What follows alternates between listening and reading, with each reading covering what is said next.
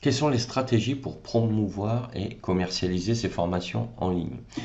La meilleure stratégie, c'est déjà de créer un site avec WordPress, donc un blog pour se faire connaître. Parce que pour avoir de la visibilité, il va falloir donc déjà exister sur Internet, mais ensuite attirer des lecteurs et des visiteurs. Et pour ce faire, il va falloir créer du contenu, c'est-à-dire des articles, d'accord? Et pour que ces articles attirent du monde et des visiteurs, il va falloir qu'ils soient rédigés avec deux critères importants. Donc, premier critère, c'est-à-dire avec une structure, d'accord, avec un plan qui va comprendre une introduction, plusieurs chapitres, une conclusion. Ça, c'est la structure. Deuxième critère, ça va être d'optimiser ces articles en SEO. D'accord. Donc, Search Engine Optimization. Bref, ce sont des techniques qui vont te permettre d'intégrer dans tes articles des éléments, des critères qui vont faire que tu vas être visible par Google. Et plus ton article sera long, plus il sera optimisé en termes de SEO, et plus tu auras de chances d'apparaître dans les résultats de recherche. Et donc, plus tu augmenteras ta visibilité. Et c'est ta visibilité qui va permettre donc de te faire connaître à travers qui tu es, ce que tu fais et ce que tu sais. Donc les trois piliers du formateur en ligne, c'est ce que j'appelle moi l'ikigai du formateur en ligne, c'est que les gens te suivront pour ce que tu fais, pour ce que tu sais et pour qui tu es. Donc pour ces trois critères. À partir de là, tu vas pouvoir commencer à te construire, te constituer une audience.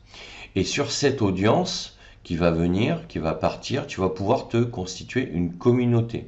Donc c'est une audience qui va rester en s'inscrivant notamment à tes newsletters ou en téléchargeant un e-book que tu vas leur offrir gratuitement et qui va leur apporter de la valeur dans le domaine que tu présentes sur ton blog, bien évidemment. Et à partir de là, cette communauté, il va falloir que tu l'animes. Et pour l'animer, tu vas utiliser l'email, tu vas utiliser des vidéos, tu vas faire des webinaires, tu vas faire des visios, etc., etc.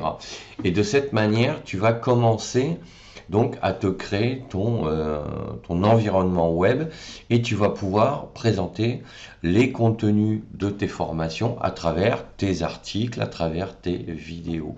Donc en fait, alors l'idéal c'est de se faire connaître sur un maximum de réseaux sociaux. Cela dit, c'est extrêmement chronophage et mon conseil est de se concentrer sur 2-3 réseaux au départ.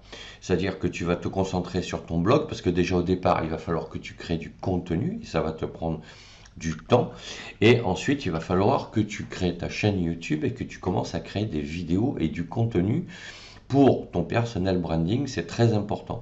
Et à partir de là, tu vas pouvoir aussi relier ces deux formats de contenu sur une page Facebook que tu vas créer et éventuellement commencer à faire des publications sur Instagram en sachant que c'est pas que je ne suis pas fan d'Instagram, c'est super, mais ça tu pourras le faire que dans un troisième, quatrième temps. Une fois que tu auras généré assez de contenu, tu pourras à ce moment-là faire des cuts sur tes vidéos pour faire des formats courts que tu pourras automatiser, balancer sur Instagram. Parce que voilà, sinon tu vas...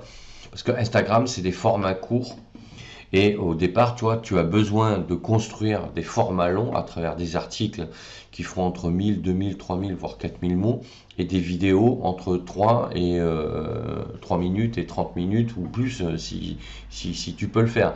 Mais au début, il va falloir que tu produises du contenu.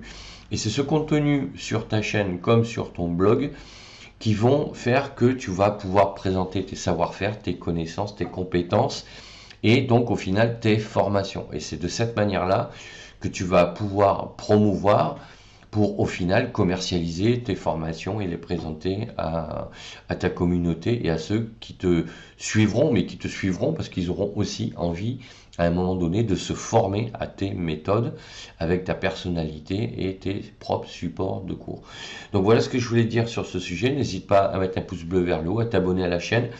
Et sache que justement, tu peux télécharger mon livre, Devenir formateur en ligne. Tu as le lien dans la description de la formation, de la vidéo.